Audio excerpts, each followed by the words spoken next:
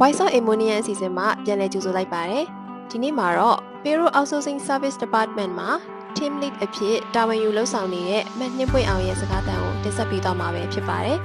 ။ HR Team Work လုပ်ပြီးကြီးမားနေပါသလား။ Ammon Consulting မြန်မာမှာ Payroll Outsourcing Service ဖြင့်လူကြီးမင်းတို့ရဲ့ company လိုအပ်ချက်များအတွက်ယုံကြည်စိတ်ချစွာဖြင့်အကောင်းဆုံးထောက်ပံ့ပေးနိုင်ပါတယ်။ SME မှာစပြီး Large Enterprise အသီးသီးအထိ Payroll Process ကိုတိကျမှန်ကန်စွာ